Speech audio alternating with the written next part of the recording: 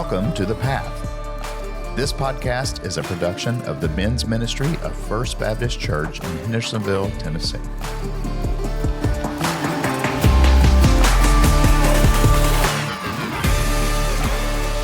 Welcome back to the Path Podcast. I'm your host, Jeff Tarkington, and today we have a guest. His name is Reese Stamps. I've known, not closely, but known Reese pretty much his whole life. His father and I have been friends, I guess, pretty much forever. Really, I guess, got to know each other around middle school and high school and everything. It's funny, Reese probably doesn't know this, but I actually found an old picture from baseball from years ago. And on the baseball team, it was his dad, his name's Greg, his uncle Doug, and their dad Jerry was the coach, and I think it was T-ball. So it was like 1984 time frame. That's crazy. From a YMCA in Texas that isn't even there anymore. So we kind of go way back. I was actually in his parents' wedding, Greg and Becky's wedding back. Golly, over 20 years ago now, I guess. Yeah, I think so. I think they got married in 01. Yeah, early 2000s. I know that. Yeah. So it's just kind of cool being able to have a guy that has been a friend of mine a long time and have his friend or his son on the podcast is talking about his life. I'm excited about this. So welcome to the show, Reese. Yeah, I appreciate you having me. This is exciting. I've never done anything like this, so it's a first for me. So you're our second youngest. We had a guy on in the summer right after he graduated high school. So you're now, I guess, 2 or 3 years out of high school? Yep, I'm a junior in college right now, so 21. Right. So yeah, I guess 3 years. And Reese doesn't live in the Nashville area. He actually lives just outside of Fort Worth, and currently attending Southwestern Seminary. Correct? Yes, sir. Yep. So this to get started, I have everybody do this. Just tell us about your early life, how you grew up, what your home life was like. I have a little bit of an idea, but not a great one because, we see each other like probably once every 6-7 years, something like that. Yeah. Cool. So I was born in Reston, Virginia, just outside of D.C. My dad was working up in D.C. And then when I was, I believe, 2 or 3, I think 2 maybe, we moved down here to the house that I'm still in right now. We've lived in the same house ever since we got here. And so grew up here, grew up in a Christian household, so kind of your average like Christian household kind of story. Parents were super solid, just teaching us the word, making us do Bible studies and do all the Christian EBBS things that you would do. And back then when I was a kid, I didn't really think about it, but into like late elementary school, middle school, high school, it was I wasn't, maybe early high school, I'll cut it off at like junior year of high school, but I was always kind of, maybe annoyed isn't the best word, but just fed up, kind of like, all right, this is a lot, but now obviously super thankful for that and the way that I've been raised and just things instilled in me that I am planning on and looking to instill in my family and the culture that I create in my house in the future. So, so got here when I was like 2 or 3 and then lived in the same house, went to the same school district, so all the way through. So the friends that I met in kindergarten, I graduated with, and we had a friend group of probably like 7 or 8 guys that we were still best friends that we met in kindergarten. And then a couple of them came in around late elementary school, middle school. But like 3 of the guys that will be in my wedding, I met in kindergarten and we became best friends in kindergarten. And one of those guys I do weekly discipleship calls with, more accountability. So me and him are best friends. He'll be my best man. Met in kindergarten, so that was a huge blessing, being able to kind of travel through all of school together and kind of go through all the different things of life together and see how the Lord just kept us together. And our parents are all very faithful. And so that's A couple other things about me, I guess. I played sports all growing up. Played baseball my whole life. Stopped playing in late or early high school, and I guess late high school. I was a junior, but I didn't really play my junior year. I was just on the team. I wasn't that good, but um, yeah. So played. Once I got to high school, I played golf, baseball, basketball, and football. So kind of covered all my bases on sports. I was good at everything, not great at anything. I was on varsity, but I didn't play super well. I was best at golf. But yeah, always big sports guy. My sister kind of covered our musical side. She did a lot of the theater and choir things, and I always played instruments and sang, but never in front of people. I thought it was dumb, so I kind of put on the like sports persona my whole growing up. But um, yeah, I mean, that pretty much covers it. I mean, Yeah. I would talk about Christianity and sports are probably the two big things. So, Those aren't but bad yeah, things at all. yeah, And you mentioned yeah. your So sister Abby, and she's in college still, and isn't she? Isn't she her is. major in the arts? Like, It is, yeah. So she's studying to do like film directing and writing and all that kind of stuff. She's at University of Cincinnati. yeah. She's graduating in I think 2 months, 3 months. Oh So wow, pretty soon, yeah. So she's almost done, but she's doing awesome. She loves it up that's there. great. So And you mentioned sports, and of course, sports was also big in your dad's life and everything, and mhm. your uncle's life. He was big into sports and Oh yeah, everything, and your cousins, yeah. which I know one of them's at South Carolina now playing baseball. Yeah, so So he'll be there in the fall. okay, He's still at Tyler Junior College this year, but he's committed and he'll be there in the fall. We're really maybe I'll excited get to for that. see him play against Vanderbilt. So I'm really excited to head out there for that and get to go to some games. that's But awesome. be fun. Yeah, you said you played sports. I knew you played football, but that was just your senior year, right? It was, yeah. So That's I kind of never played. odd. I played in middle school. Yeah, so I sort of have a weird sports like life. I was a bigger kid my whole life. Just chubby, not really like outrageously overweight, but just like kind of chubby my whole life. And um, middle school, I played football, but I wanted to be a receiver. I was never going to be a lineman. I had good hands, so they were. I guess they were good enough to make me a receiver because that's what I played in middle school. But I wasn't great. I was slow and whatever. But yeah, so when I got to high school, I loved basketball. I played basketball and baseball my freshman year, and the coach after my freshman year, I was kind of our like bigger guy, white shooter. I was our best shooter, and that was kind of my thing. And our coach called us in after the season, and he was like, "Hey, you have the skill to be on varsity next year, but you're too fat." Like word for word. And I love him. Great dude. Like I talked to him recently. This is No not the hard coach feelings that whatsoever. this is not the coach that your dad and I went to high school with, is it? I Hudak? don't know who. I don't. No, not Okay, Hudak, not Hudak. He was my golf coach my senior year, but okay.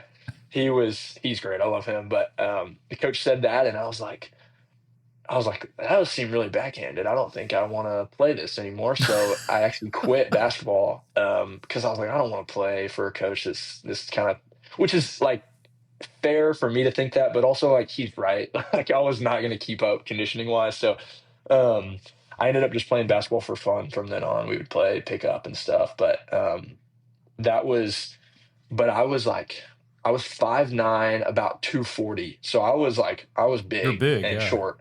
And then COVID year, 2020 was my freshman year going into my sophomore year of high school. And over the summer, like over kind of the COVID period, I grew to 6'1", and I cut down to about 180. And that's what I sit at around right now. A little more on a bad weekend of eating or whatever. But I got taller and skinnier, and then my senior year, I was like, my buddy played football just his junior and senior year, and then he kind of convinced me. He was like, you should play. Like it'd be fun just for fun. Our senior year, like you'll make varsity, whatever. And I was like, okay. We're actually sitting at an Arkansas football game, visiting to see if we want to go to school there. And I called our coach, and I was like, hey, can I play football next year? He's like, I mean, sure. Like just enroll in the class. Like we don't care. And I ended up being our tight end, not because I was great, but because I was our only tight end. So I got to start, got to play, and it was super, super fun. One of my favorite kind of like experiences I had in high school. But yeah, I had my fun fact about me for football is that I had the same amount of touchdowns as I did fumbles. I had one of both. So I feel pretty good about that. But um, yeah, it was fun. That was super fun. And then I played golf for 3 years, and that was by far my best sport. But I never won anything in golf, never won any tournaments, but I I had fun. So it was good. That's But great. Yeah, since sports was such a huge part of your life and everything, even if it was fun, competition, whatever, is there any kind of like life lessons that you learned from that you're still able to use today? And I'm sure you still play like golf and do other things for fun, but yeah, not quite as competitive as when you were on the school team. yeah. I would say the first thing that comes to mind is golf. I had my whole life. There's actually I had serious anger issues my whole life. Never to the point of like hurting people or nothing like that, but just like a lot of internal anger problems, and really just like felt like God would always get to the point of anger where I would like need to hit something or like couldn't control it. And like I have holes in my room right now on my in my walls that were there from when I was like 10, and me and my dad would play basketball in the driveway, and he would beat me, and I would get so mad, and I would like punch a hole in my wall, or not I would like hit the wall. And so that translated into golf. I thought that I had that under control, but I realized I didn't whenever I have broken and had to repair about $1,500 worth of golf clubs in my golfing career, which is not very long. It's like 6 years now. And that all came at the front end, but I was seriously like had some serious uncontrolled anger, and golf was what the Lord used to just expose that in me. And that it's been really cool to kind of watch that be changed. Like I really don't struggle with that at all anymore. And people kind of talk about like when you come to the Lord, and it kind of aligns when I started playing golf and when I came to the Lord like seriously, started taking my faith seriously and making it my own, um, kind of are around the same time. So um, I think people will talk about like there are some like sin struggles or issues we have that the Lord, when you get saved, He just takes them away to kind of show you like, hey, this is how my power works, is I can just take stuff away. And then there's some things that He kind of lets you struggle with and learn to trust Him and learn to grow in. And I think anger was one that He really just took away. I really don't struggle with that anymore. So that's the first kind of big one, which I guess it's not really a lesson, but something I've seen the Lord do in through sports that He worked in. And then I think the other thing is just like leadership ability, and kind of recognizing that my personality and the way that I'm wired is, it's easy to say, and a lot of people say it, but like natural leadership and kind of being a person that nobody has to like say, oh, I'm the leader, or like make somebody the leader, but people will listen to what you say and kind of follow just because you are able to set a clear direction and all these different principles of leadership. And I I wasn't that was the interesting thing about it, was I wasn't like the best player by any means, but especially in football, I was one of those guys that was more at the top, leadership wise. And it was kind of like partially because I was good friends with all of our best players. So that kind of had a role to play, I think. But um, just the natural like flow of how a team works with like people kind of rise to the top and people follow them. And um, that was super fun too, because I was able to really learn how to steward my faith with leadership, of being able to um, like my direction was, yes, we want to win games, but we also want to, like, my goal here is to glorify God and to make disciples on this team. And whenever you're kind of come out of the top as a leader, you're able to kind of direct that however you want to. And just being able to see how the Lord was really kind to kind of kill my pride in that, where I could have taken that team, and I say it was only me. There was plenty of other leaders. It wasn't just me, but um, I think I could have really hurt a lot of people because of that leadership. But I think the Lord was really kind to um, make me aware of my pride and be able to kind of submit that leadership ability to Him. But those are kind of the two that first come to mind. And there's obviously like the working as a team and all those kind of things. Yeah. But I would say those two are the big ones. But Yeah. So growing up in a Christian home, going to church was not an option or anything. But when did you decide, you know what, I need to accept Christ as my Savior? When did that come?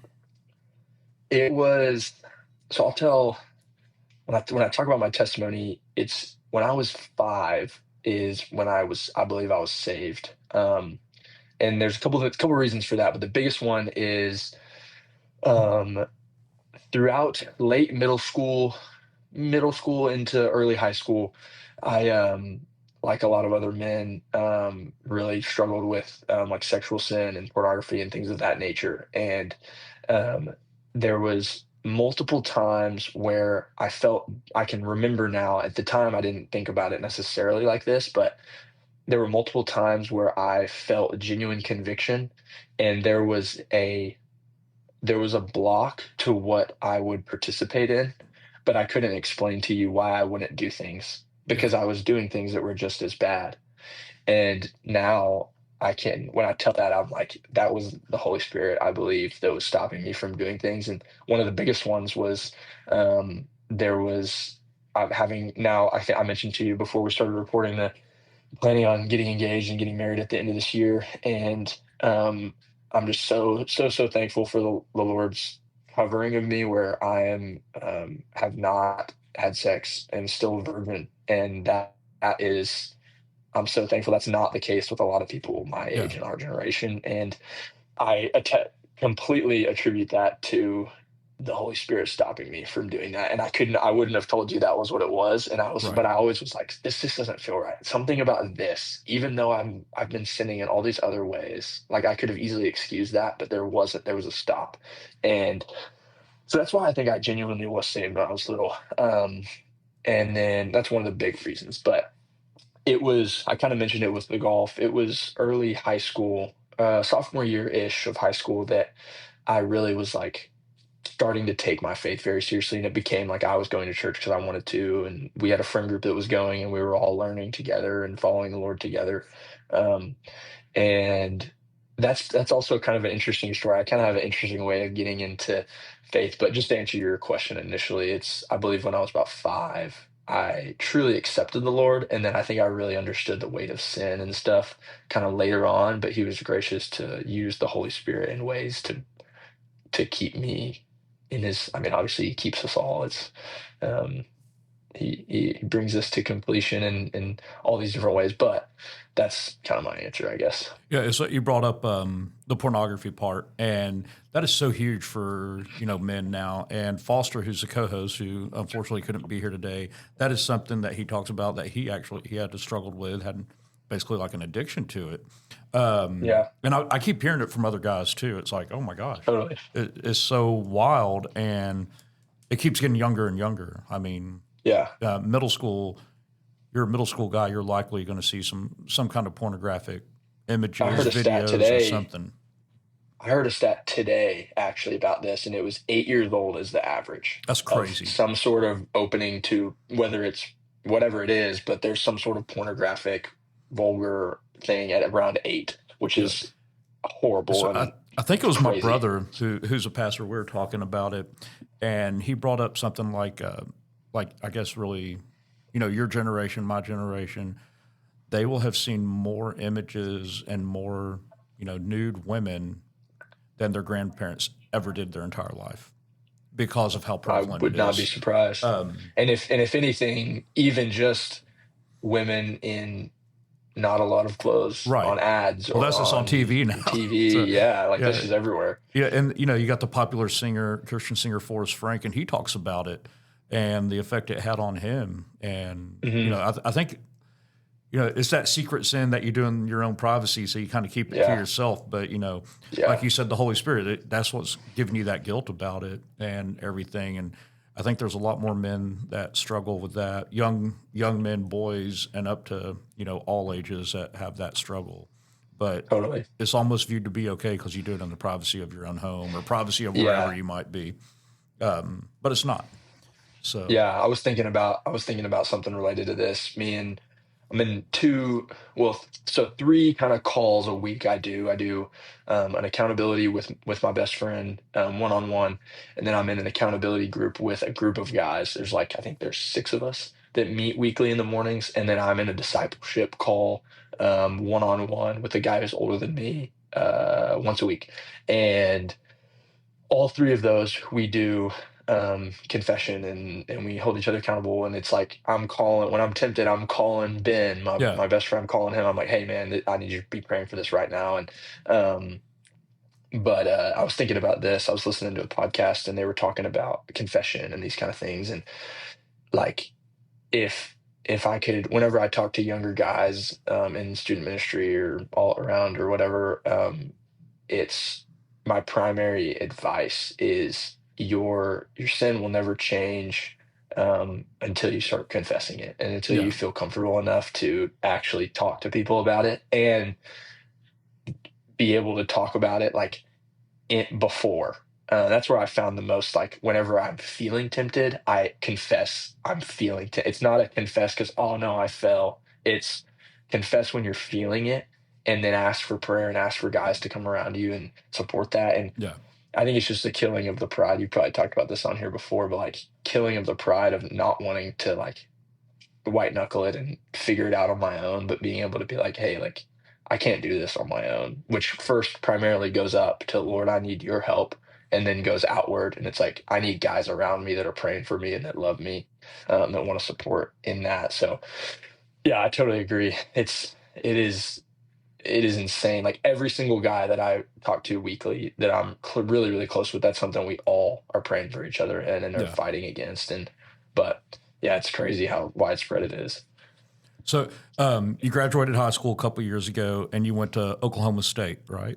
Mhm. What I was did first semester. what was that like? It was awesome. I loved it. I was in a frat there, Beta Theta Pi is what it was called, and I was studying. I think it was just general business. I think was the degree I picked. But I'm not a school guy, which most people aren't school people. But I think the Lord has put particularly a gift in me to hate school more than your average person. Um, it is just not my thing. I don't know what it is, because I love learning and I love reading and I love these things, but Yeah.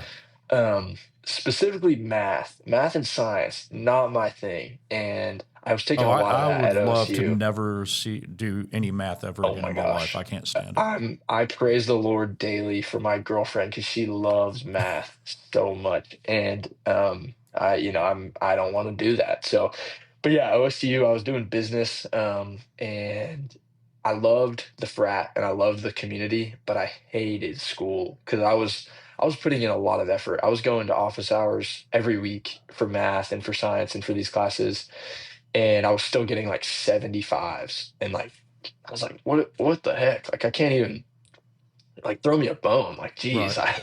I'm trying. And but so that was a big decision of why I transferred. But it was really hard because my frat was so awesome.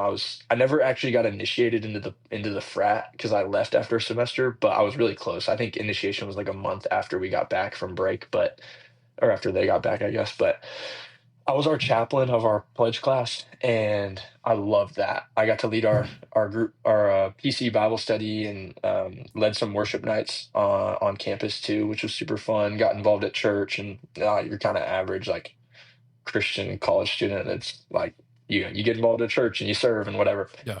But community was awesome. Some of my best friends I still talk to daily, weekly. We're on the phone regularly, and they're still at OSU and still loving it. But um, I loved it. I was there for the year that the last year Bedlam was played, and like Ollie Gordon was there and Alan Bowman, and it was so much fun. I love, obviously, sports. We've talked about Right. it, and loved going to all the games, and going. I went to almost every single basketball game, even when we played like rando schools. I was there, and went to just anything and everything I could, and I loved being on campus, and it was just so much fun. But How ended did you up pick Oklahoma transferring. State? Because your parents met at Oklahoma Baptist. Was that a consideration Yeah, at all?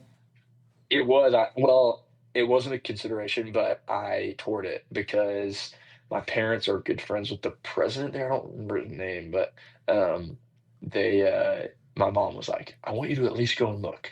And I was like, "Okay, whatever." So I went and looked and got to skip school, so it was good enough for me. But I I wasn't my thing. No, no shade. I think OBU is a great school, but I wanted the kind of the bigger school, and so what's funny is I was actually, so my same friend who I was at Arkansas with, who convinced me to play football.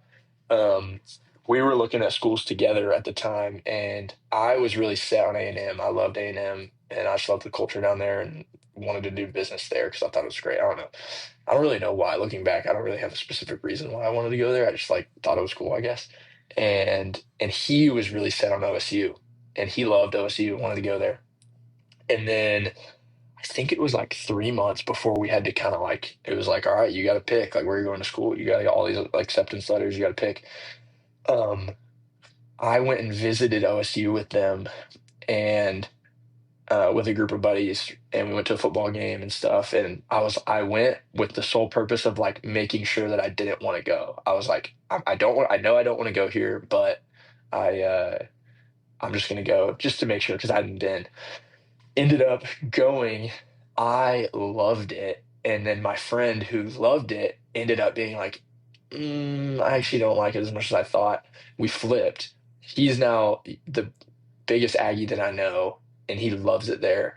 And then I ended up going to OSU, and I loved it, and I still do. I have obviously go back there occasionally and visit some people and stuff, but um, I picked it just because like I liked it. And then I had three of my best friends my senior year. We all went together, so there was four of us, me and one guy, and then there were two girls who went, and we all went together, and that was super fun. So me and the guy were good friends. We were in the same frat, and still buddies. I don't talk to him a ton, but when he's home, we'll hang out and stuff. But so I think it was just like friend group, and then I just liked it. So I was like, and I've always been one to kind of just like, I've never felt like I needed to like do the traditional or do the like the group thing. I was kind of just good with going where I liked, and I'm gonna meet people. Like I'm happy meeting people Yeah. and they're putting myself out there. So I didn't feel worried about it at all. But that's kind of how I got to it.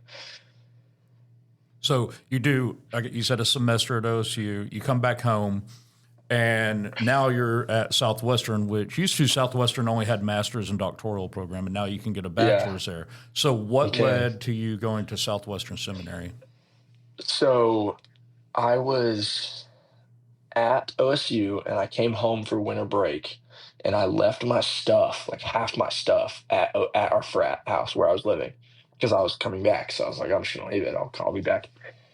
And one of my best friends that I made the spring semester of my senior year, his name's Noah Kuchar. He's awesome dude, the same age. And we were hanging out, and he had told me he was still in the process of deciding if he wanted to do school or just start working.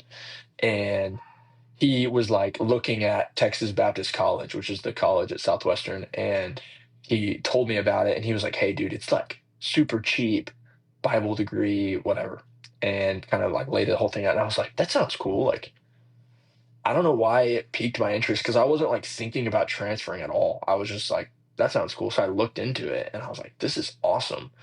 And then but I knew that I didn't like business. So I was like, I don't know what I'm going to do, because I don't want to pay for OSU and this frat and everything if I hate it. Like, I don't want to be there if I hate it, or hate the school side of it. And so I was like, well, like, what do I want to study? What would I want to study if I was going to do college? And I was like, I guess just the Bible is the only thing I could think of that I was really interested in, which sounds bad, but like, Yeah. I was like, that's kind of the only thing I would really want to study.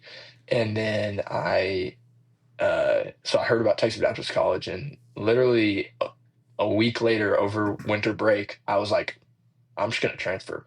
So I emailed the people, and I dropped out of OSU, and I had already gotten accepted that week to Texas Baptist College, because they'll take anybody uh, that wants to study the Bible. So I didn't have to uh, do too much there, but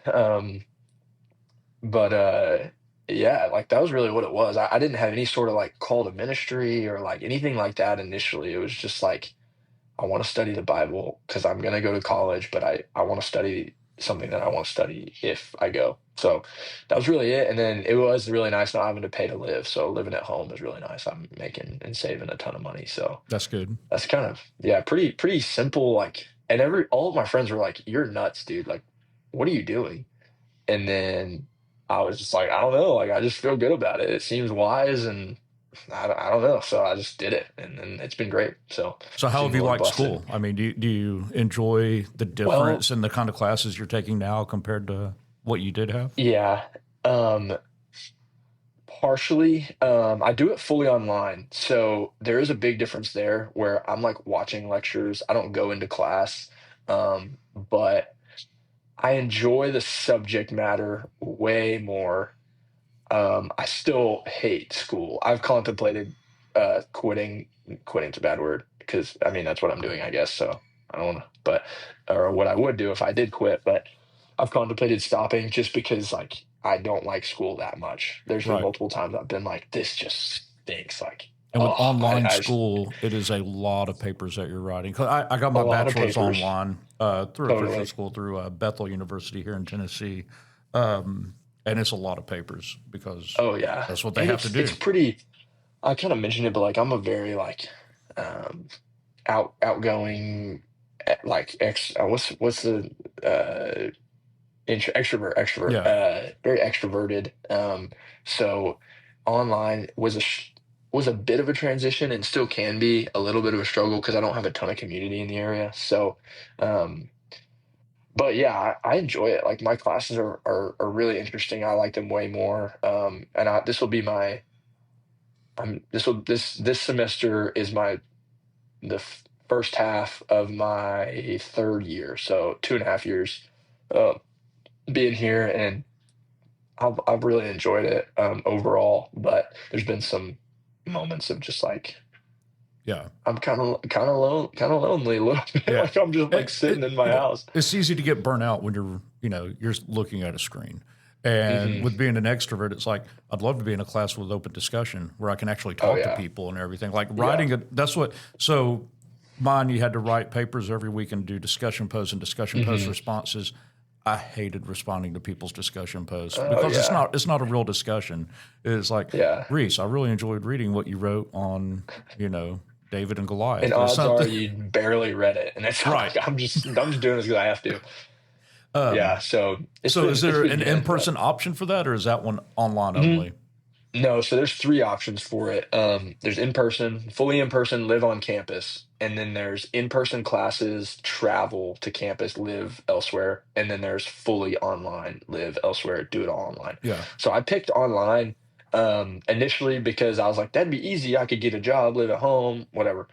And then my second semester there, I went and I did the commuter. So I did in person classes, lived here, and the pros of it was that I got to know my professors and I got to talk in the class and that was fine. But even still, like there wasn't as much class discussion as you would think. I kind of just showed up to campus, went to class, left, went to my Right. class, left. So, and because the community there is like they have their friends and they live together and that's how it should be and that's great. But Yeah. if I'm never there, it makes sense that I wouldn't know any of them really. So, um, and then I was spending so much money on gas. Like there were days my schedules kind of stunk too. I had like a morning class and an afternoon class Monday through Friday. So I was like, and I live 30 minutes from campus. So I was like, it's close enough where I can go home. But then I'd end up driving like if I went home before and after every class, it was 2 hours of driving every day for 2 hours of class. So I'm like this is just not sustainable and I Right. don't want to spend the money. So I ended up switching to online and then just kind of have to be really intentional with time with other people. So the way that I get that is I travel a lot. So like I go visit friends at A&M or I'll go visit friends at OSU or go visit people in Waco. Like 2 weeks ago, I looked on my ESPN app and Baylor was playing Texas Tech in basketball. And I texted one of my best friends who goes to Baylor and it's about an hour from here. And I was just like, hey, I don't have anything tonight or tomorrow morning. Can I come to the game and then crash on your couch tonight? And he was like, yeah, bro. So I just drove down That's there, great. went, hung out with him. And so that's kind of how I like spend my weekends, some random weekdays, but it's a good. But I've also learned a lot of how to live on my own and be. I don't obviously my parents still live here, but kind of like be more personal and to my own thing and not have a ton of people around because that's what I've always been used to, and now I don't have that, so having to kind of learn how to manage that, but. Yeah, it's been good. So when you decided to go to Southwestern or Texas Bible College, it wasn't like a call to ministry. Has that changed at all? Has there been a call to ministry, or are you still kind of like, I don't really know what I'm going to do when I finish school? Yeah, so good question. I think a year ago I would have told you ministry. Um, because when I got here, I like when I moved from OSU back home, my parents were like, "You got to get a job if you're gonna live here," and I was like, "Oh, that's fair." And then I was like, "What do I do?" I didn't know what to do. I was just like, well," and then somebody mentioned to me like some sort of internship or residency kind of program at a church, and I was like, "That sounds cool. Like, great, let's do it." Uh-oh, did I cut out there? Um, oh, there I, we go. yeah, I Oh, can still hear maybe you and not. everything. Okay, I can't see cool. you, but I can hear you. That's all that matters. Um, um, but so I did this internship residency thing at my local church, but I didn't go there. Can you still hear me? It's being Yeah, I all can weird hear on you. my end. Yeah, I'll let Sorry. you know if I Okay, can't hear you. sorry. Um, I did this internship and residency at my um yeah, local church. We didn't go there. My parents weren't going there, but we'd heard great things, and like we knew people there, so it was good good reputation and stuff. But okay, it's back on video, and not that Oh that yeah. matters. But so um, yeah, so I got this residency, year-long residency, and it was with student ministry, and I was like, this is sounds great. Like I'd never done it before, and I was just learning kind of how it worked, and um, obviously like taking Bible classes at the same time as doing student ministry made a lot of sense. Like it was like, well, I'm in Bible college, sure, I'll work at a church. And I had to I also one thing that'll come up, I think, as I kind of keep talking through.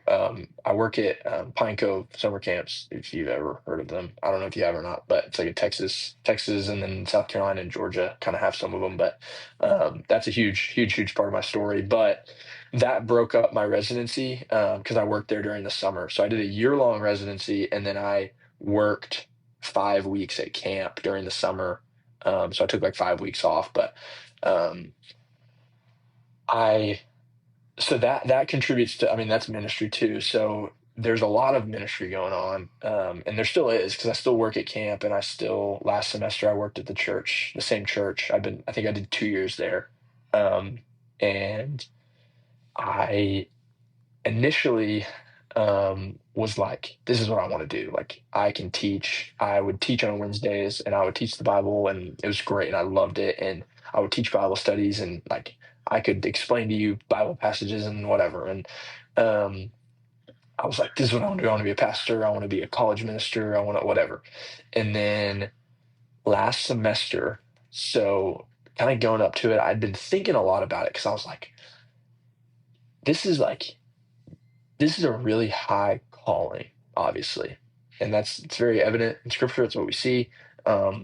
But I noticed around me, like not all, but a lot of my friends, because I run in a lot of Christian circles, so it's very common. A lot of my friends are like, I want to be in ministry. I'm going to go do this residency. I want to be a pastor or whatever. And that's awesome. And we need faithful people to rise up and be ministers, totally. But I was like, dang, like this seems way too common for how like serious of a thing it is. Right. And so, and obviously like I'm doing that. So I'm also one of those people that's saying that. And the last 2 semesters, so the last year of working at the church, I started talking to people, and I was like, what do you think about a call to ministry or working in ministry? Like these just general broad questions about it. And what I kind of came to was the reason I don't work at the church this semester actually this is the main reason is that I kind of realized that I have giftings in the area of teaching ministry, and I love the Bible, and I'm whatever. So like that's not the question. The question is if the Lord is calling me to actually do it.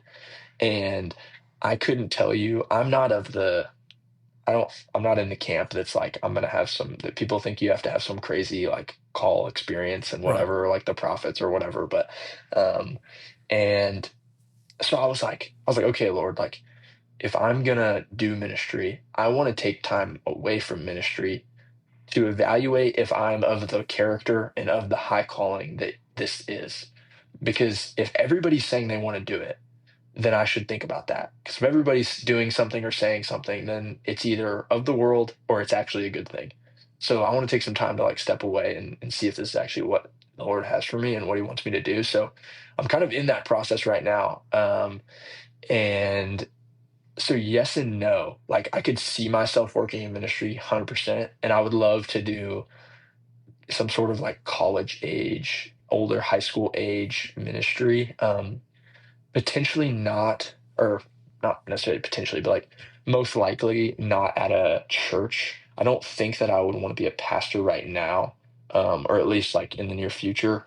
But I could definitely see myself end up doing that at some point. But I think my plan right now is to graduate in a year, so the spring of 27, and then this fall, planning on getting if my plan goes as it goes, I don't know if it will, but getting some sort of development job, fundraising job. Like my dad and my uncle both do that, and they have a lot of connections in that, and it's a lot of Yeah. like Christian nonprofits. So I could still work in like the ministry, so-called ministry, parachurch kind of things, but not like I'm not like a pastor. Right. So that's kind of the plan or the thought, I guess, but that also has a lot to do with where I am and engagement and all these different kind of Yeah. things. So, but yeah, that's kind of like where I sit right now with ministry, that kind of thing. So, Yeah, like growing up in church, like we both have, you always hear, "Oh, I was called to ministry," and I think a lot of times our thoughts go to that vocational minister, the pastor, the mhm. worship leader, and the youth Yep. minister, and all that kind of stuff. But when you're saved, we're supposed to live out the Great Commission. That's ministry. Sharing Christ with Yeah. others. It could just be teaching. I still call them Sunday school classes here. We call them connect Yeah. groups. Yeah. I don't know if anywhere still calls them Sunday school or not. But it could be doing something like that, where you're Yeah. still ministering, Totally. but it's not hmm it's not your vocational full time job Yeah. as a minister. I think Totally. you'll always probably do something like that, where 100%. you're talking about Jesus, you're helping lead others to follow hmm Christ. Yeah. You're an outgoing Yeah. guy, so you are able to meet people pretty easily, I would think. Yeah. There's definitely 100%. I'm meeting with there's three younger guys, high school age guys that I disciple and walk with weekly, bi-weekly ish.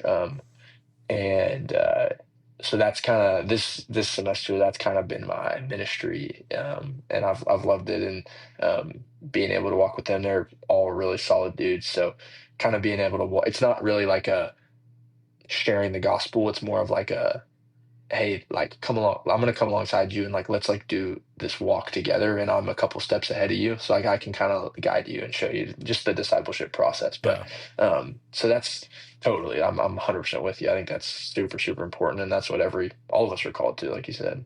So your girlfriend, soon to be fiance, hmm is she the same age? Is she in school, or what's going on with her? She is not. So she's actually my sister's age. My sister's 2 years older than me. So she's 22, about to be 23. She'll turn 23 in May. Eventually, you'll call that the same age. Yeah, yeah. We're young enough where we're far apart right now. Yeah. But yeah, so she went to University of Arkansas and graduated last spring. Um, and we both work at that summer camp that I mentioned, Pine Cove. We both worked our last 2 summers. We worked together. Our first summer, we were separate halves. So at the camp, it's like you work either the first 5 weeks or the second 5 weeks. And I worked the first one, and she worked the second one. So I knew who she was, but we never met. And then this last summer of 25, we were both full summer, and we met toward the beginning, went on dates toward the end, and then started dating right after camp ended. And then when we get engaged, we'll be dating for almost 7 months. So I've been pretty quick with it, but Yeah.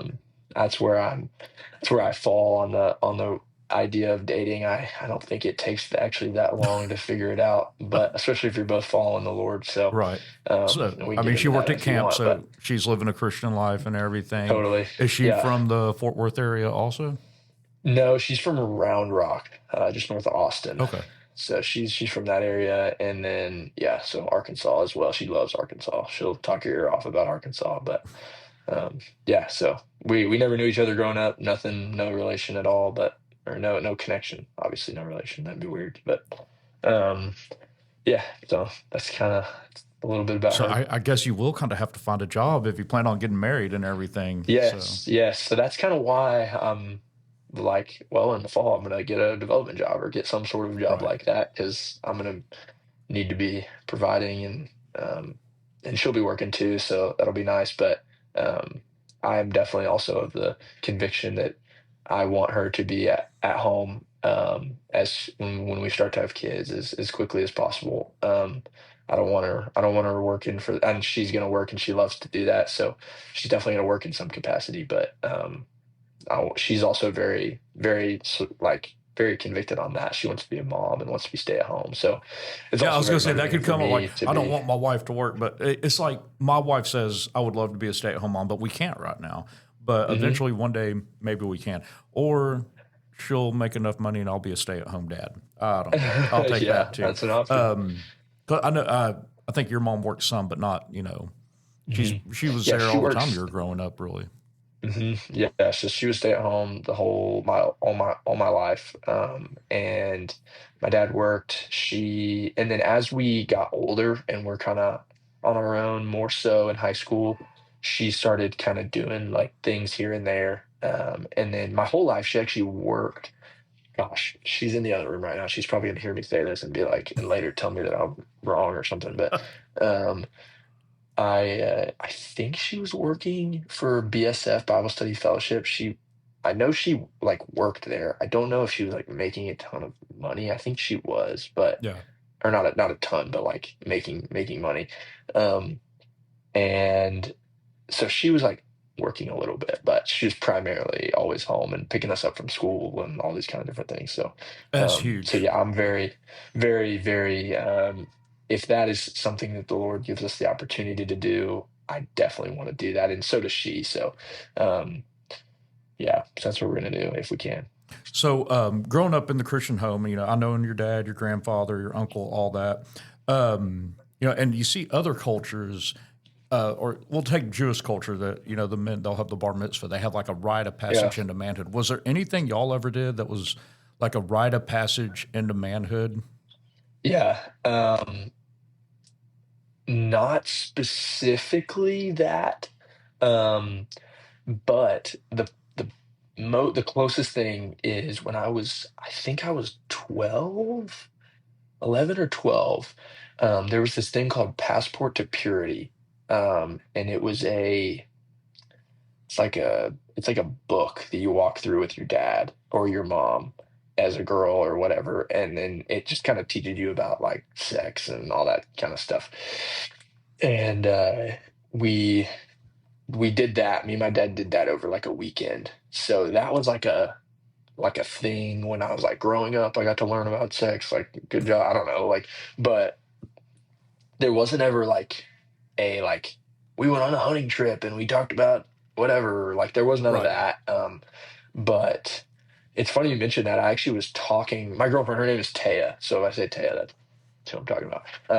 But we were talking about this the other day actually, and I mentioned that I was like, I really want. We're the only culture that doesn't have that, Yeah. and I really want something like that with my family and with my son, and then her to do with our daughter to do some sort of like, hey, like you are now of the age where we're not going to be treating you like a child. Like you are, and maybe it's not like go out and kill a lion and then Right. skin it and bring it back, but like That'd be cool it's though. going to be, yeah, that would be awesome. But do some sort of like, So obviously a guest that I scripture had on, centered thing, but I had another guest on. His name's Dan Smith, and he was an FBI special agent. And he okay, left the FBI, and he's now started his thing. It's called Voyage Rights, and that's real. That's what it is. It is, really, yeah. So if you get a I'll chance, have to look that up. look up Voyage Rights. He lives in Virginia.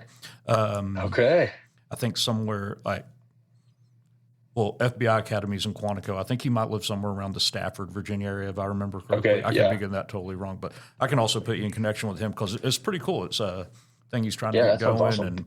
and they have different places going off around the country and everything and trying to do events like that. Oh, that is sweet. Yeah. But So, yeah, we didn't have anything yeah. specific like that. Yeah, and then you see, I'm sure you've probably heard of Men's Fraternity, and the Mhm. guy that did that, he also did Raising a Modern Day Knight and that kind of stuff. And some guys will do that.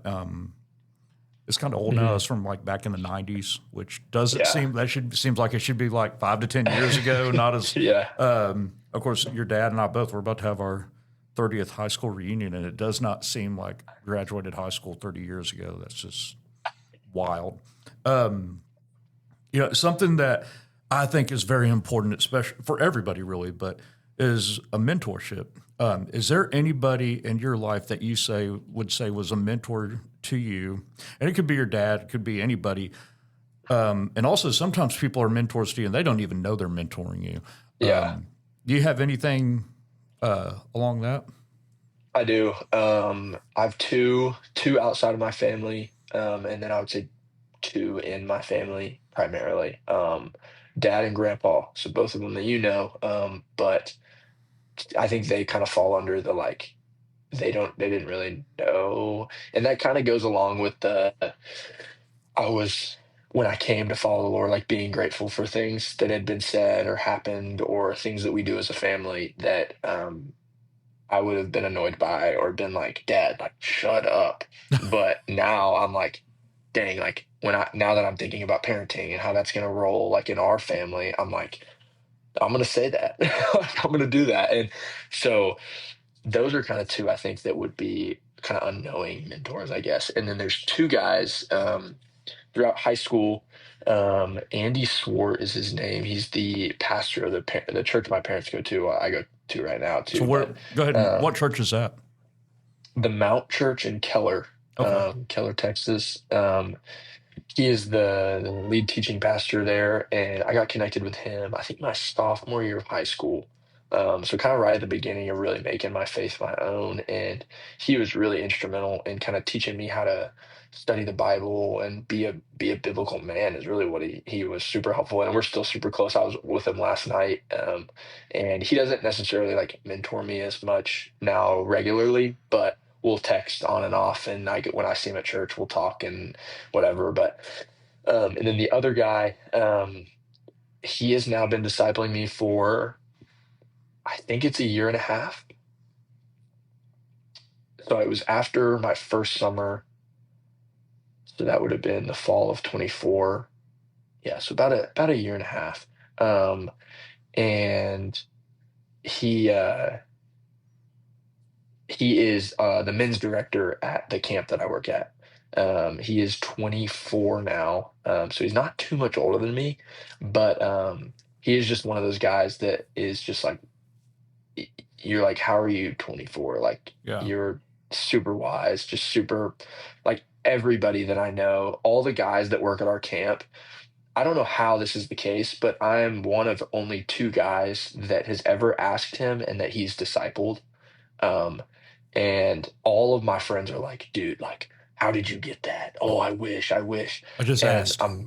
yeah, I was like, I don't know. I just texted him, like, and was like, would you want to do this? And he was like, of course. Like, and we've gotten super close. He just had a kid, and actually, me and Tay are going to see him and his wife and new baby tomorrow. That's So I'm awesome. excited to go out there and see them. And but yeah, they've been me and him. He's the one-on-one discipleship I meet with every week. And we're reading through. We just started Daniel, so our discipleship is pretty much structured like we just read through a book together, and then we talk about it, and then we confess and talk about other things.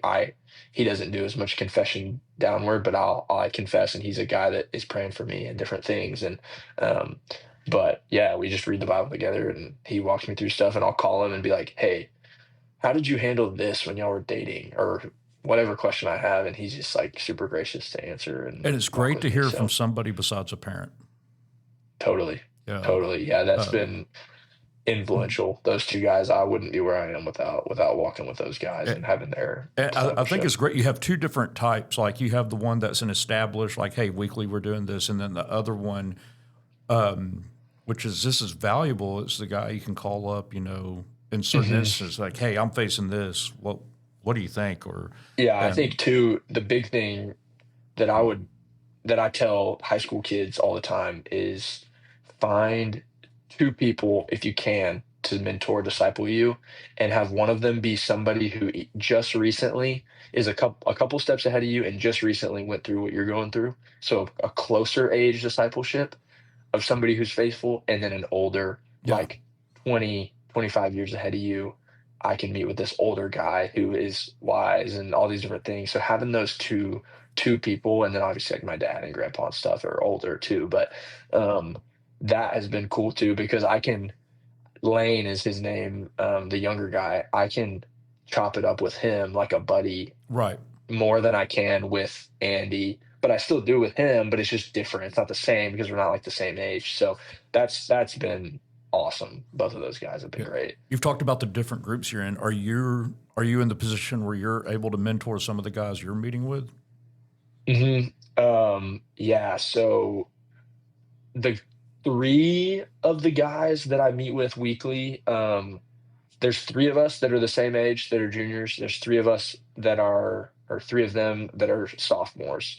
So it's it's not like specifically a mentorship, but there is a little bit of like, I was the one who like put the group together. So there is a little bit of like I'm kind of leading in that Right. sense. Like it's a group thing and we're all like, it's not anything like what I have with those other guys, but um there is a little bit of like age difference, so we do have a little bit more of that. And then my buddy that I meet with weekly, that's just like straight up accountability. We're both Yeah. like encouraging, and like we're the same age, so he'll get on me and I'll get on him, and it's great. So, but yeah, so a little bit, but then also I have two or three. I think I said three, but two or three guys that I am like actually mentoring, discipling that are in high school right now. So, but so I do have And a little even bit with them, of. you're close enough to their age, like Mhm.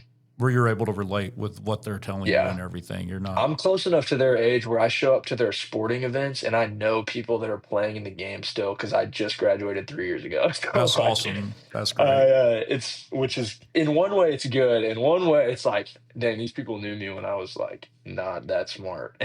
and but it's good, so I enjoy it. So, like I said, this is a men's ministry podcast. Anybody can listen to it, but that's why most of our questions are really kind of Yeah. centered towards the man side of it. And growing up in the home you did with your dad, Greg, and also having the grandfather that you do, what have you seen? What does it look like for a man to lead his family in faith, and how did they do that? That's a great question. Something I've been thinking a lot about. Probably something you want to do also.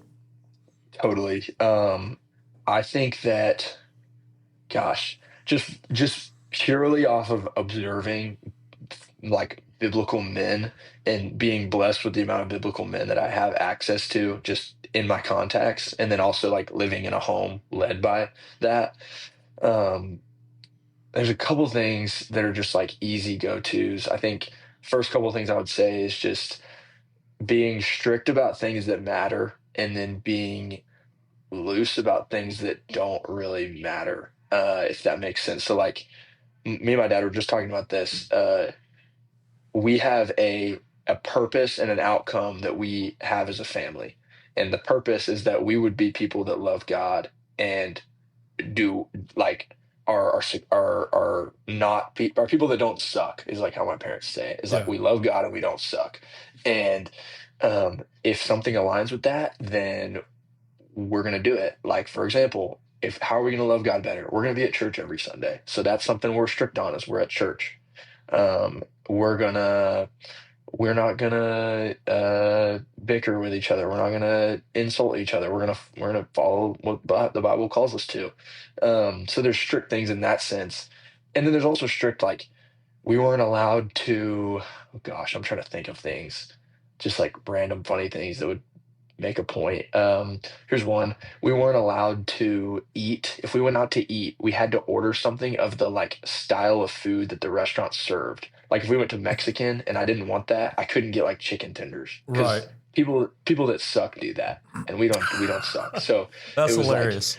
so that's like a funny example, but it's things like that where it's like we don't I don't know. We don't have like my dad was just kind of he's like we don't have dumb rules. Whatever dumb means to each person, but like we Yeah. don't have rules that are dumb. So that's one that I really like admire is just like finding the things that really matter and then being serious about those things and then like let's just have fun and be fun and allow freedom to because that's I mean looking at like this isn't the exact context that Paul's using, but like Ephesians 5:1 is like uh or Galatians 5:1 I think is like for freedom Christ has set us free and like do not submit again to a yoke of slavery. He's always obviously talking about sin and about that, but like David in the Psalms talks about like you have set me in wide places. Like he gives us a very wide range of life to live. So like why would we be so strict to like limit a lot of those things that don't really matter? So that's like a broad answer. I think other things I think of is just a man who is humble enough to just listen and not give his opinion in every situation. Yeah. That's really hard That's to do something. sometimes. Oh my gosh, that's something that I've had to am learning currently and have learned in the context of spiritual conversations where like when I meet with a younger guy, like I don't anymore feel the need to like correct him all the time in things that he's getting. Like he's growing in these things, so I don't need to like make sure that he knows everything. But like my relationship with my girlfriend, I've learned, and then I've learned so much of I want to be right, and I make her feel dumb like so much, and just having to be like, okay, it doesn't like I'm just gonna listen to you, like, and that's really what she wants from me most times anyway. So I'm just gonna I listen, think and that's what most women want. They just want us to yeah, listen so and not fix or stuff. They just, hey, just yes, listen to me and what yes, I'm telling you. And it's yeah, so hard so for us to do. yeah, so listening, and then gosh, one more I would say is I think setting a culture of like being true to your word in any scenario, whether that's if I'm going to preach the Bible and I'm going to take you to church every week, me and your mom and me specifically are living that. Like I'm actually living the way that Christ calls us to live. And yes, I'm going to sin, but I'm going to come to you and I'm going to be the first one to apologize. And I'm going to be the first, those kind of things. Yeah. So being a man of my word, we're like, hey, if I say I'm going to punish you for something, I'm going to do it, even if you're really sad about it. In the sense of kids, or that's what I got is like I was really upset about things, but my dad was like, hey, you're going to mow the lawn, and I'm crying, pushing a lawnmower, and he's like, sorry, like this is the rule we have, like, and so I think things like that of just being a man of your word, being a man of integrity. And it's so easy to say, like it's easy to say be a man of integrity, but then when it comes down to making the small little integrous decisions, it's like things kind of stinks a little bit. But that's the culture that I want to set in my home, and that's the culture that's set like that was set for me and that I've seen elsewhere. So I'd say those are kind of big things that come to mind for me. But I mean, I'm always going to be finding new stuff that scripture calls out in my life that I'm like, dang, I suck at doing that. But Yeah. praise God for his grace and the way that he doesn't reveal all of our sin at one time because we would die if he did. And then he doesn't reveal all of his holiness at one time because we would die. And he regulates himself and he reveals things to us slowly but surely and allows us to slowly be conformed into his image. So, but yeah, those are a couple things that I would say. Yeah, you talk about, of course, growing up in church and going all the time. And I was the same way. It was, Sunday morning, Sunday night, Wednesday night, and any other time there was Yeah. something going on. We were going to be there. And, when you're Mhm. younger, sometimes you get to a point, it's like, I'm just tired of going. And now, like in my Yeah. life where I'm at now, it's like, man, if there's something going on at church, I want to be there. I want to be around the Yeah. other Christians there. Did you ever go through, I mean, and I know you're young still, but did you ever go through that, especially like maybe junior high, high school age, where it's just like, oh, we're having to wake up early on Sunday. I just want to sleep in. Oh yeah. Mine mine was interesting. Yes, definitely. And when it came to little things, so like I wouldn't want to sit in like Sunday service. Like I was like listening to a sermon sucks. Like I don't care about this.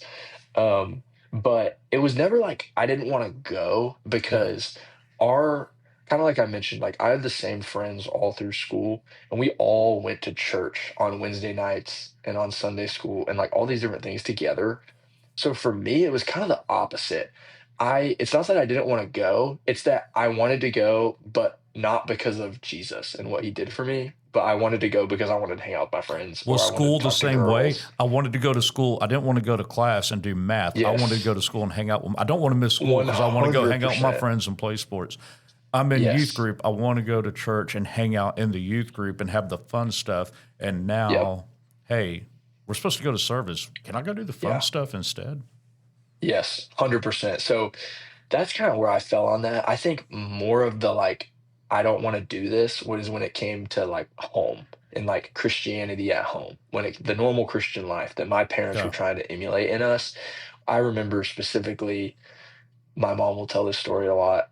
Like when I was in like late middle school, whatever, she would like, when me and my sister got into fights, she would quote scripture and she'd like, do not let the sun go down on your anger. Do not let like quarrels and fights among you. Do not know it is whatever. She's quoting all these verses about fighting, getting in arguments, and like multiple times I would be like, shut up.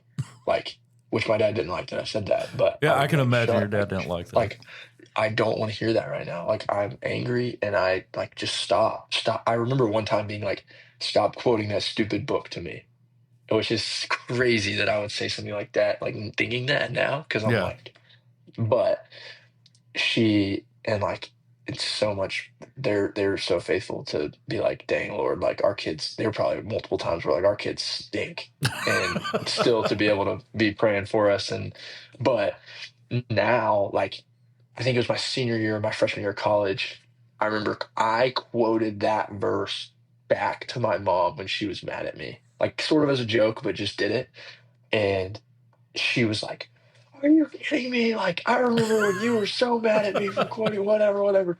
And so that was, I think, more of my like resistance to it was home. And then Yeah. like Christmas morning, I'm like, why are we reading the Christmas story? Like, I've heard this. Let's just open the presents or whatever it was. And like, so yeah, I think that's where my resistance came more. It was home. And then I went to church for the wrong reasons, pretty much. But yeah, And now you're more mature and things are changing. Like, it's totally, like, oh, I want to totally. be there. I want to raise Oh, my family. I want to be able to do some of the stuff my parents did that drove me mhm. crazy. I hope I'm able to do some of those same traditions. Yeah, 100%. And I am. It's been fun to have those conversations with Taya and be able to talk about, and what are our values going to be as a family, and what kind of culture do we want to set as believers. How are we going to raise our kids in the truth? I think it's easy to be like, we're going to raise our kids in the church and in truth, and we're going to teach them the Bible, whatever. And then it's like, okay, well, like, what are you going to actually do? Like, how does that look? How Yeah. does that play out? And being able to talk and be like, How does it work when your kid's in seventh grade and being a jerk to you? uh-huh, Yeah. yeah, When and he says, being stop able to quoting that just stupid book to me. yeah. So hopefully the Lord reminds me that I said that. And whenever, Lord willing, he or she never says it if we have kids.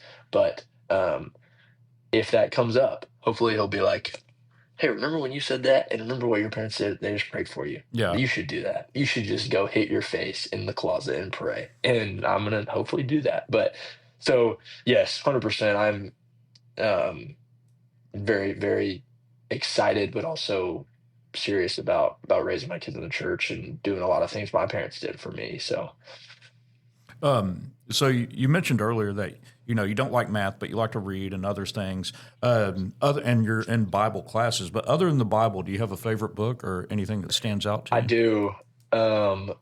Oh gosh, it's funny. It's funny because it's the second best selling book behind the Bible um, ever. It's Pilgrim's Progress.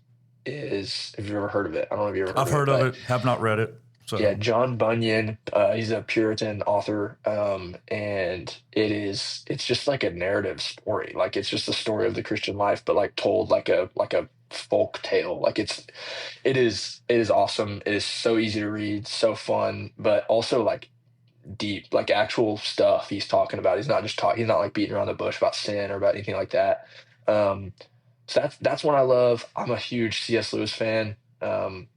Which I think is a lot of men I've learned in church are like, if they like C.S. Lewis, like they think that they're the like intellectual one of their friend group, which is like whatever, but love C.S. Lewis.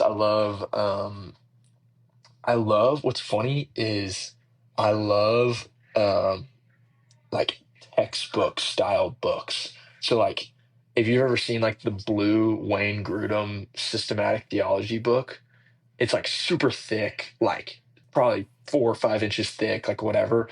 But I literally will just like sit down and read like a systematic theology about sin or about holiness or about angels or whatever. And like I love that kind of stuff just because it's like I don't feel like I'm reading something like a textbook. Like this is Yeah. my life. Like this is what I do, and this is true stuff. So I'm gonna read it, but I also really enjoy. Like I have right here with me. Nobody's gonna see it, but I love the Chronicles of Narnia. I read that like fairly So often, I had all and my just my like for kids fun. watch all those the movies and stuff, and they love I that. love And them. I I want to love get them. them into the books, but my youngest two are 9 and about to be 7, so they're kind of right there at, especially with the 9-year-old. She's like right there at Yeah. that. And it's like I do a lot of Audible books just because Hmm. in the car, or that's what I Yeah. listen to when I work out. I'll listen to books and podcasts when I work out. I do I'm not a listen to podcast music. guy. I love People are podcasts. like, how can you do that? I'm like, it's just easier. Like music, I find myself constantly wanting to change the song. And Hmm. if it's a podcast, I can get on a treadmill, or even if it's lifting weights, I can just listen to that and it just takes me away from it. And the same way with a book. Totally. Yeah, I feel like I'm like actually growing as a Yeah. person. Like music, I love music, and like I lead worship a lot. I'm leading worship next summer and whatever. Music is the best. But when I'm running, it's a sermon, it's Yes. a history podcast, it's like something because I feel like I'm like learning things, and I can use that time that I'm working out or running Right. or You feel like whatever you're to bettering not grow. only bettering yourself Yeah, physically, but also mentally, and depending on what you're yeah, listening to spiritually. And I just enjoy that side of it. So, totally. do you have a favorite passage from the Bible? Oh, that's a good question. Yes, I do. Um, Genesis 15, um, chapter 15 is my favorite chapter of the Bible. I have tons more I could go to, just like things that the Lord has shown me through different scriptures. Like the first one I think of, 2 Corinthians 5. Paul says, "For the love of Christ, let the love of Christ controls us, for we have concluded this, that one has died for all, therefore all have died." And he kind of explains the gospel, but just like that whole idea of that he walks through in 1 Corinthians 13 and 14 of like if you don't have love, you're nothing. Like you could do all these cool things, but if you don't love people, you're nothing. So like let the love of Christ control you. So that's kind of my like New Testament answer. But Genesis 15 is when God makes a covenant with Abraham and he puts him to sleep. It's like that's like the first part of it is he puts Abraham to sleep. And then it's like, why did you do that? You're making a covenant with him.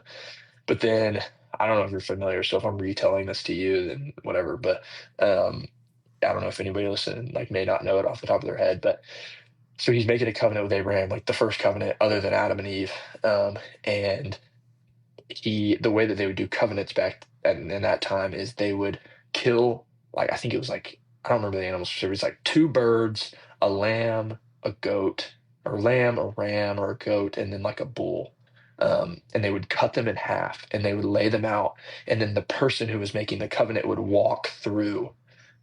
They don't cut the birds in half. I don't actually know why, but that's just what it says. So that's what I'm going to go with because the Bible says it. But they walk through, and then that's like basically it's like if I break this covenant, let me be like these animals, like let me die. And um, I just love that passage because he puts Abraham to sleep, and then he makes the covenant, and then God Himself walks through those split animals. And that to me is I come back to that daily of like God has created and fulfilled this covenant.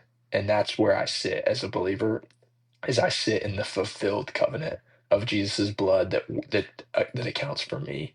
And like I think of Colossians 2, I think it is. The end of Colossians 2 is like he's canceled the record of debt that stood against us with its legal demands. This he set aside, nailing it to the cross. Like that cross is what fulfilled the covenant that he did in Genesis 15, which is so cool too, because it's like 15 chapters into the Bible. We already know who the Savior is going to be. We already know how he's going to come. We already know what he's going to do. And then we already know that God is going to be the one to fulfill it. So it's like, that is so crazy. And I think people can get so lost in the Old Testament.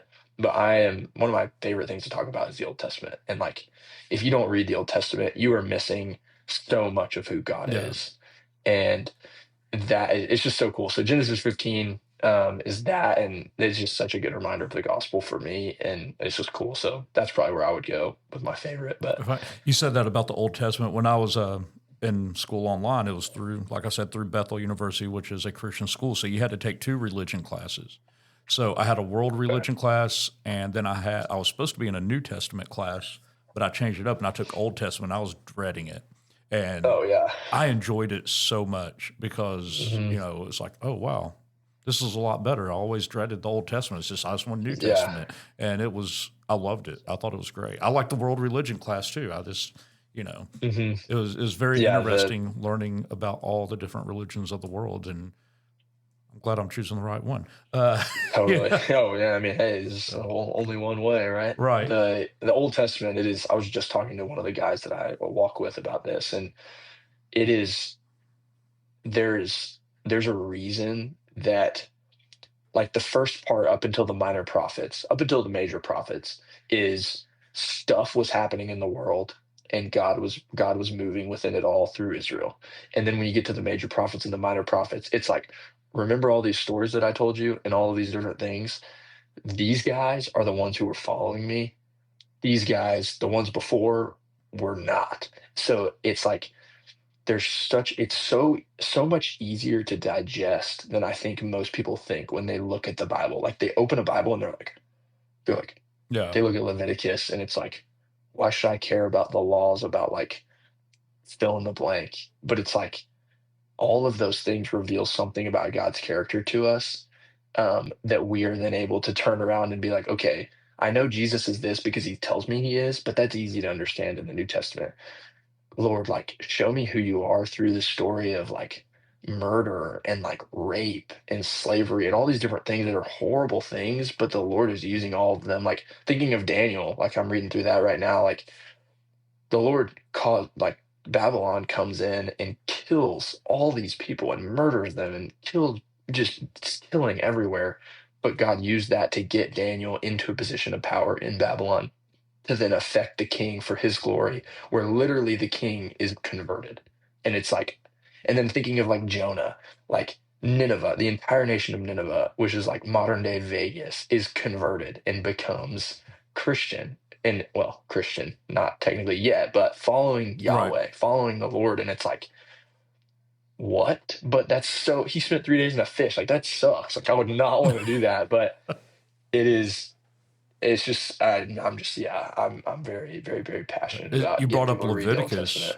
Leviticus, and it was probably a year ago, but we were in Leviticus in our Connect groups, and a lot of people complain about it, like, "Oh, it's so hmm boring, it's hard," and I kind of caught myself in that just because other people were, but I liked it, and I don't know if it's because I'm a cop and deal with law and all that kind of stuff, but man, Yeah. I really enjoyed Leviticus, and it was not the horrible, like, couple months of trying to prepare lessons and stuff. I hmm thought it was good. I was able Yeah, to, like, apply it to my life and everything.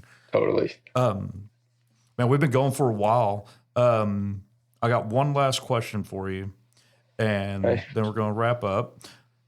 This very simple. What does it mean to be a Christian man? Good question. It's a simple question, but it's like, man, that's a lot too. I think, I think what it means to be a Christian man is being willing to get on your face and let God tell you what to do. That's great. Um, I think it's being willing to, I mean, I think of passages like, humble yourself, therefore, under the mighty hand of God, and at the proper time, he will exalt you. And it's like, that kind of doesn't make sense at first, because it's like, well, God humbles us. Like, Lord, humble me. But it's like, no, like, it's an active pursuit of humility before him. And so I think that's it, is getting on your face, being humble before him and saying, Lord, I don't know what to do. Tell me what to do.